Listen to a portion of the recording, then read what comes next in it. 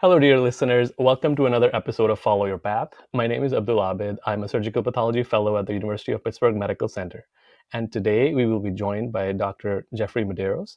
He is a professor and chair of Department of Hematopathology at MD Anderson Cancer Center in Houston. We are also joined today by a med student and a future pathology resident and maybe a hempath fellow, Alex Tatarian. Welcome to the show, Dr. Medeiros. Hello, thank you for having me. Starting off, can you tell us a little bit about yourself, where you grew up, where you went to medical school and did your residency? Sure. I grew up in Massachusetts in a town called Dartmouth, which is a suburb of New Bedford. You may have heard of New Bedford. It's about 50 miles south of Boston. Went to the local public high school, went to Providence College as an undergraduate, and then the University of Massachusetts as a medical student.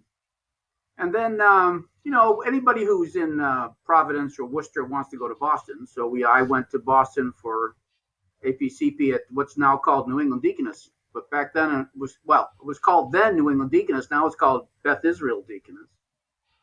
And then I did a few fellowships. I was at Stanford for 2 years, surgical path, immunopath. Then I went to Mass General for a year with Nancy Harris. That was a hempath year. And then I went down to the NIH with Elaine Jaffe, and I was a fellow there for another year. So that's 4 years of fellowship, and then hung around the NIH for a couple of years before I got my first job up at Brown University. And then made my way to City of Hope out in California, and then here about 25 years ago this May, next month. Oh, wow. Congratulations. Alex? I'd like to know how you chose hematopathology as a career. I know you have a number of fellowships and impressive training, but what led you to hematopathology? I'm not a very good planner in general, and can't say I had some vision and decided, oh yeah, hempath's the way to go, and here's my plan, and it wasn't like that. I was in Boston as a trainee. There was a guy in Boston who was a very good pathology resident who went to Stanford. And I thought to myself, well, if that guy went to Stanford, it must be good. So I went to Stanford. And, in addition to it being a great place, the weather was nice. And I thought Stanford campus was beautiful. I thought, okay, this could be fun. So I spent 2 years at Stanford as a search path fellow. And then, Stanford has a lot of hematopathology and particularly lymphoma. So I started looking at a lot of lymphomas and thought to myself, this isn't so bad. So then Roger Warnke was there. He's a very nice man, a mentor, and he had a second year for me working in his lab doing mostly immunopathology on mostly lymph nodes. So now I was starting to get a little better at it. And then, when I went to work at the Massachusetts General Hospital, I wanted to go back to Boston because my mother was essentially had terminal cancer, and I wanted to get back there. And I thought to myself, okay, I can sell myself as a a bone guy. Nobody's going to care about me, or I can sell myself as a lymph node person because I'm at Stanford and they'll be impressed. So I sold myself to Nancy Harris as a lymph node person, and I guess that was it. Once I got there, I just became a lymph node bone marrow person and a hematopathologist. And in retrospect, it was a very good decision, but I can't say that I thought it through very well. I just wanted to go back to Boston and hang out at the Massachusetts General and visit my mother as much as I could. That was basically it. So if you were to talk to a medical student or an undifferentiated resident about hematopathology, what makes the specialty unique? Yeah, well, I think it's got a lot to offer. Of course, I'm in it, right? So now I'm going to be putting down all the other specialties, which is not my intention. But, I think hematopathology is sort of the cutting edge of the field, right? I mean, mostly because blood and bone marrow are easy to get. A lot of the advances in molecular pathology happen in hematopathology first. And then they tend to follow in the solid tumors because you're dealing with needle biopsies and fixed paraffin-bedded tissue. It's hard to get another lung biopsy if you have one. It's easy to get another bone marrow. So I think hematopathology is probably 5 to 10 years ahead of most of the other specialties in terms of what's new and happening. And of course, in my era, molecular was the new thing. And clonality studies were the beginning, but then, now we're at a whole new place, aren't we? So hematopathology also offers a lot of flexibility. I mean, if you're like a guy doing colon cancer, I mean, you're pretty much doing colon cancer, right? You get the colons and microscope and immunos. But in bone, hematopathology, you can do flow cytometry, molecular diagnostics, peripheral blood type, hematology lab stuff, coagulation, although I don't know too many pathologists do coag. I know a couple. I've seen some hematopathology types do transfusion medicine too. They do both. So, I think there's a really broad waterfront for what hematopathology can do. So I think it's a nice place to be. Now, the plus to this is that you can do all these different things.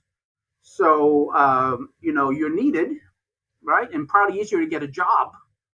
But the negative is you can do all these things. So people start asking you to fill in here and fill in there. And before you know it, you have plenty of work to do, right? Sometimes I think I should have gone into neuropathology. You get 2 brain biopsies a day and you go, woof, busy day.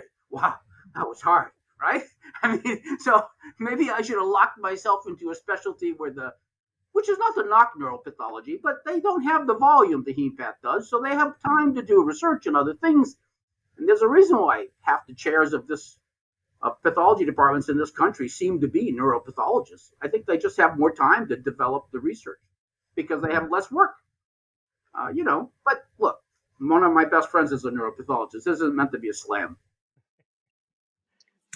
No, it is great to hear how much variety there is in heme path, even if there are more cases. And I was wondering if you could share a case you found most interesting in your career that's possibly stayed with you over the years. Oh, well, I can name a couple, both good and bad. I had this case. I was telling the fellows, I'll tell you the good one first. I had this case a couple of years ago where this woman calls me on the phone and says, I have this uterine diffuse large B-cell lymphoma. And I have a friend who said I should show the slides to MD Anderson. Would you be willing to look at this case? And so I said, sure. And I gave her my address and I looked her up on the internet, and she was like this young kind of real estate type woman, maybe 45, 50, guessing. And I thought, this is a very strange tumor. It'll be interesting to see what it looks like. And when the slides finally got here, and she was going to get chemotherapy the next week. And I said to the lady, I said, look, I don't know what this is, but don't do the therapy until I get to look at it, please. And so she said, okay, she put that off. And then the slides came in, and she had these huge follicles and like a bizarre, and I thought it was probably reactive, but I just, it was weird. And so I called her and said, look, this is weird. And I don't think you have diffuse large B-cell lymphoma, but any chance you're using an IUD? And she said, yes. And it was all IUD induced. So that was good. And I saved that lady 7 cycles of chemotherapy. But about 5 years ago, I had a little thing on the chest that I thought was going to be a diffuse large B-cell lymphoma. A patient got 6 cycles of R-CHOP therapy, and it was a follicular dendritic cell sarcoma. It was a huge mistake on my part. So, especially with these little needles, and you get all this reactive stuff at the edge. So I've gone both ways here. It's unfortunate. There's a famous quote by Robert Frost, happiness makes up in height, but it lacks in length. But it doesn't apply here, right? That case I screwed up. I'm still beating myself up about it. But the case I got right, I was very happy, but it only lasted like 2 or 3 days. So, the mistakes stick with you forever. And I really don't like making mistakes, And in fact, when I sign out with the fellows, I always ask them, give me a really easy case first, because I got to get my confidence going. Right? Get me going. Don't give me the hard case first, because it will get me so depressed I'll never finish the rest of the cases. So anyway, there's two cases that interested me. Wow. So as a hematopathologist and as a department, you also are head of the hematopathology there. What brings you most joy in your job? Joy. That's a hard one. I think joy. Listen, there are good things in my job. I like my job, but joy to me seems like it should be better than what I'm getting.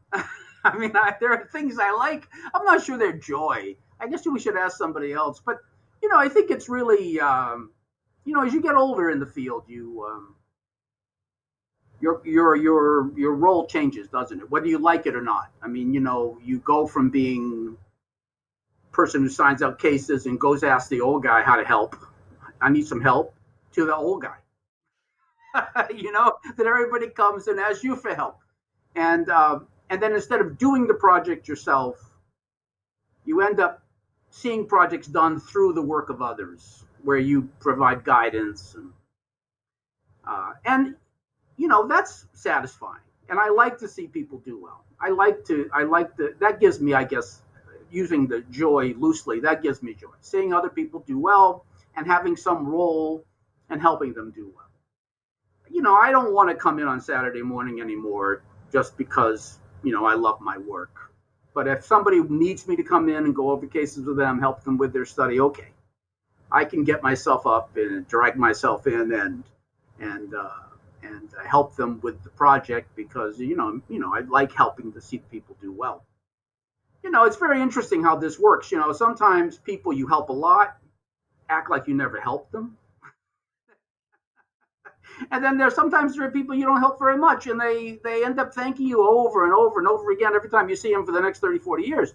So it's an interesting, working with people is interesting. The other thing I think I like about the job is I get to hire the people. Right? In my position, I get to hire. So I get to decide, who the right guy is. We have search committees, and I get a lot of input. Don't get me wrong. I'm not a dictator. But I get to pick the people that I think are going to do the best job. And I'm not looking, I'm not looking for a pedigree. I don't have a pedigree. Right? I'm looking for people who are committed to working hard and who want to try to make a difference, and who are willing to do what it takes to become good at pathology. And a lot of that is not reading a book. It's getting out there and actually, grossing the cases and looking at the slides and doing the misery you have to do to get good. Somebody once described pathology in my department as an analog skill in a digital world. And I think there's a lot of truth to that. You have to look at 20 or 30 cases of appendicitis specimens, maybe to see one case of carcinoid or appendiceal carcinoma, whatever, right? But if you don't see the case, you'll never learn it.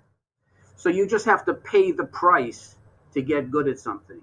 And one of my criticisms of some of our trainees is they have the impression in their brain, in my opinion anyway, that they're going to learn more by reading the book than they will by doing this, quote, not very good learning experience, whatever it may be. But I think it's not true. I think, grossing in little dinky specimens and all the dirty work that comes with the job is how you get very good at it.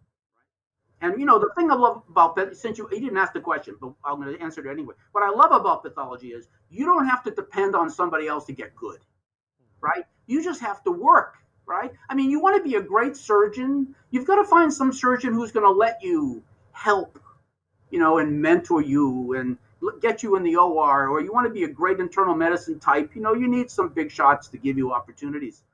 But in pathology, all you need are specimens. Just lots and lots of specimens. You can go to the file room and you can just look up 20, 30, 40 cases of follicular lymphoma. And if you look at 40 cases of something, you start to figure it out, right? And you can control this, and you can make a place. And the other thing is, in pathology, if you're smart enough or if you work hard enough, you can write some public papers, and by those papers distinguish you from the competition. So now, even if you don't have the pedigree you want, you get a chance to go to a pretty good program, like when I got a chance to go to Stanford. And if you get into a place like that, your whole career can change, right? Because these are really great institutions with great faculty, and they can help you, go forward, right? So that's what I love about pathology. You can control your own destiny. You don't have to depend. Everybody talks about, oh, I like being part of a team. I'm not opposed to team play. Don't get me wrong. It's great to be part of multidisciplinary care. But I like controlling my own future. That if I work hard enough and I publish enough papers and I push myself, I can get ahead, right? Maybe I can't get ahead in Houston, Texas, but I can get ahead in Dallas or San Antonio. I can get ahead. And if I'm willing to work, pay, and move, I get to be a chair of a department like this, right? And that's, to me, is what makes pathology great. I could never have been a chair if I wanted to be a surgeon. I never would have gotten the chance. I would be working now in some little hospital doing appendicitis. So I love this about pathology. You can control your future to some degree. Now, maybe that's me being a little over, maybe I just like too much control. I mean, my wife's criticized me of that on more than one occasion, right? But I like having some control of my future. It's important to me. And you can do research in pathology, the same thing. You work hard, you do the research, you write the grants, you move ahead. There's a reason why I always tell foreign medical graduates, who are trying to break in, some of the best pathologists in the whole world are foreign medical graduates, right? Like Juan Risai, the late Juan Risai, and others like that. Because if you work hard and you do the research and you write the grants, you move ahead. It doesn't matter what country you come from or what your accent is. And that's what I love that about the field, Yeah, thank you for sharing that. I certainly have an appreciation for how self-driven the field is. I was wondering if you could describe a little bit more about the training for hematopathology, core components of fellowship and board exams. What does it take? Yeah. Well, I think, so our training program is a 2-year program, fellowship. And I can't remember all the details right now, but it's about 6 months with the lymph nodes, another 6 months with the bone marrows. We have some time with flow. We have some time in the molecular lab. We have some time in cytogenetics. We do some pediatric stuff across the street at Texas Children's. I think we do some coagulation at University of Texas, Houston, with a guy named Andy Wen, who's very good. And then we have some research time. So it's a 2-year commitment. Do I think that's enough? I don't think 1 year is enough. I think 2 years are a minimum to get any sort of confidence in the field. And I personally did 4 years of fellowship, right? I mean, I spent the time at Stanford doing surgical path and lymph nodes, and then with Nancy Harris in Boston and Elaine Jaffe at the NIH. So, I mean, for me, I needed all 4 years of fellowship to even know how to figure it out to some degree. So I think, making the commitment in terms of time and effort, in my opinion, there's no easy way. You just have to pay the price, right? I think you probably can do some other specialties, maybe thyroid. Probably 1 year of endocrine is enough. All you do is morphology, H&E, immunostain, right? Maybe a little molecular. But for hematopathology, with the flow and the molecular, the breadth of the field, I just don't think you can get any good with 1 year. I think you need at least 2. And I still feel bad about my own training. I mean, I don't feel like I'm as good with the bone marrow as I'd like to be. And now we've got, I've got some great people here who do flow cytometry: Jeff Jorgensen, Sao Wong, Xiaoying Li, Jesse Zhu. I can't keep up with them when it comes to the flow. They're zipping around on the histograms and, Jeff, look at the pink ones. These are the ones. Pay attention. The field is so big that, I think at least 2 years are required. And then, it's a lifelong learning process, isn't it? You just have to keep going and, I've heard other people who do your podcast, you have to read, you have to work at it. It's not 9 to 5. It's not even 8 to 6. Here's an anecdote for you. I was working, this is maybe 25 years ago, I working with this fellow, we were talking about something. The guy says to me in his own naive way, "Man, you must be a genius or something." So I said, "Really? Why?" "Well, because you know all this stuff." So I said, "Okay, let's think about that for a second. So what are your working hours?" So he said 8 to 5. So I said, "Okay, I work 8 to 6. And then on Saturday, do you work?" He said, "No." I said, "I work about 5 hours on Saturday. So that means I work 10 more hours a week than you do. So over the course of 52 weeks, I work 520 more hours than you do. Over the course of 20 years, I work 1,100 more hours, give or take, than you do. How many papers do you read in an hour?" He goes, "Maybe 2. Okay, that means I read 22,000 more papers than you do. Right? There's no genius involved here. right? I mean, there are people in the field who are truly talented. I'm not one of them. But if you work hard enough, you can basically do a pretty good job most of the time. Hmm. Oh, wonderful. Lastly, and I have an anecdote as well, but before that, what advice? And you have talked about what advice would you have for people who are interested in hematopathology for fellowships? Yeah, I think, I think I've covered that a little bit, right? But Yeah. unless, Mhm. some people are lucky in the following way. They may be at Hopkins as residents, right? So you're in the system, so to speak. I mean, I don't know how to say this the right way, but you're either in the system looking out or you're out of the system looking in, Hmm. right? I started out on out of the system looking in. And once I finally got in the system, I decided I never wanted to go out again. that I liked being inside looking out, right? And my big break came when I got into Stanford as a surgical path fellow. Why did I get into Stanford as a surgical path fellow? I was lucky. They needed that year. They had 4 slots. They usually only have 2 or 3. They only had 2 or 3 inside people who wanted the slots, so they had to go outside. So that was the luck part. And then I had written as a resident 4 or 5 papers. So the people at Stanford were looking at this and saying, whoa, the guy must be working hard because he's done these little papers. And anybody who's written a paper knows that no matter how little it is, it's a lot of work. Mhm. And you don't do that between 9 and 5. You've got to do that after hours. So I think Stanford decided, well, I don't know how good the guy is, but he's working. So let's give him a shot and see how it turns out. And I got there and they changed my whole life. I mean, Dr. Dorfman, who did the lymph nodes, and Dr. Kempson, who did most of the solid tumors, were outstanding people. And in addition to all of their talent, they didn't mind a little eccentricity. And I was a little eccentric, you know? And, there's a famous quote by, I think it's Thomas Mann, and it goes, people want greatness, but they don't want the eccentricity that goes with it. I think talented people are a little eccentric. Our department here, we have 35 people in our department, and most of them have some eccentricities, But I don't mind eccentricity when people are great, right? I Yeah. can live with a lot of eccentricity when people are great.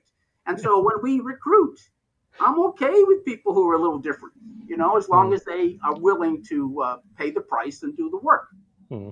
So I think in terms of getting back to your question, for residents, you have to aim high, Hmm. but how do you distinguish yourself in such a way that you become attractive to the places you're trying to apply to? I mean, how do you distinguish yourself? Yeah, you'll probably have some wonderful letters, right? But everybody has wonderful letters. And if unless your program is maybe Harvard or something, right? I mean, it's not like your program is going to speak for you. And by the way, I was in the Harvard system. Harvard has some spectacular people, but most of them are no smarter than people in all the little programs. Hmm. But they walk around with their bow ties and the suede on the elbows, and they wear Harvard like it's some sort of badge or something, right?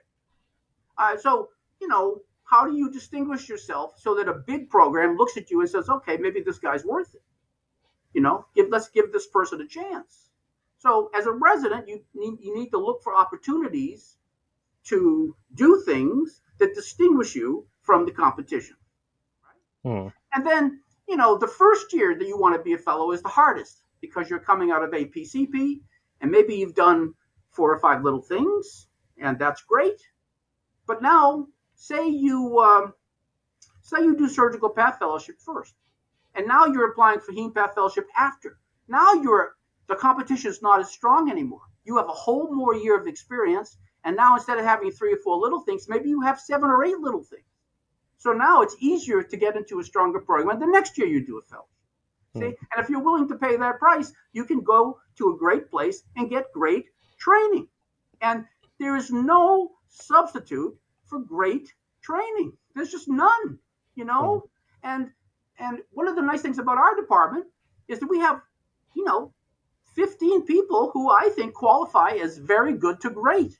So you get to take the same case and you show it to me, and you get one opinion, and then you show it to Paco Vega, you get opinion number 2, then you show it to Sawang, you get opinion number 3, and you compare all these different opinions, and you start to see, what is common to everyone's opinion and what is a little bit different, and how people lean. I mean, I'm going to guess now, but I think Carlos Boisaremus will lean more on the smears and the bone marrow. I'll look more at the biopsy. Some people look more at the flow, but you get to see how it all fits and what's relative important to each person. And if you do it right, by the end of your training, you kind of know what people will do with a difficult case. I can look at a difficult case and say, I think Roger would do this. I think Nancy would do that. I think Dr. Jaffe would do this. Now, I'm not sure I'm right, and I haven't worked with these people for 30 years, but you have a sense of how they handle things that were difficult that are not necessarily written down in the book. And that's, I think, how you get really good at it, right? Then from that point forward, it's just hard work, looking at difficult cases, doing your very best, studying as you go, and trying to keep up in the field. So to me, the answer is distinguishing yourself. And the only way you can do it is really on paper. Now, listen, if you have a person who writes an amazing letter for you, and I know them, and they call me, and they say, listen, this Alexandra lady, she's unbelievable. If you don't hire her, you're a moron. Well, that certainly is going to carry some weight, right? But the truth of the matter is, I don't know most of the people who write letters for people, right? So I just go to the person's CV. And I don't look at if they're from Harvard or the University of Tennessee. I look at the page number 2, which is usually the publications. And if they have 3 or 4 publications, I say, okay, this person is trying. They go in the pile. We'll look at them. And if they have 0 publications, they go in this pile, and we won't look at them. It's that cut and dry. If people are making extra effort and they distinguish themselves, we're interested.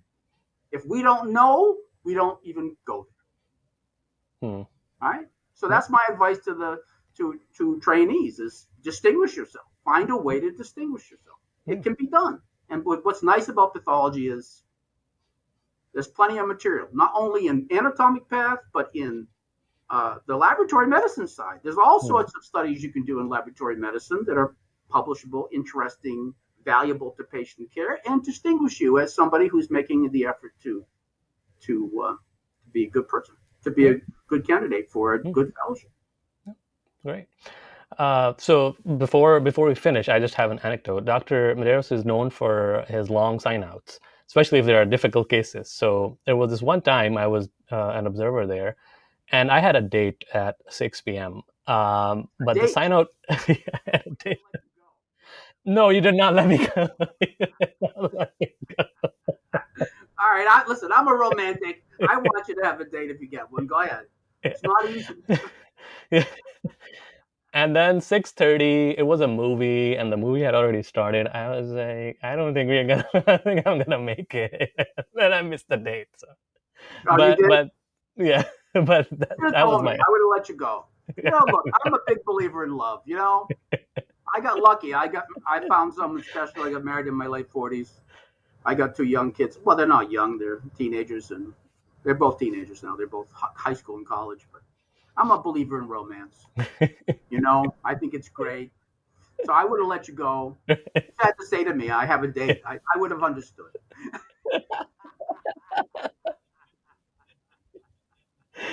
But we do have long side-outs. We do have difficult cases. And as you know, I like to talk. So, we tell stories about, my wife and my children and, driving me crazy and the political climate. You get the whole deal with me. History, politics, marital relations, the whole deal. And some pathology mixed in there. All right. Thank you very much, Dr. Medeiros. That's our show for today, folks. And thank you very much for listening to us. If you like the show, please like and subscribe to our channels, and we'll be back with another episode soon. Nice to meet you guys.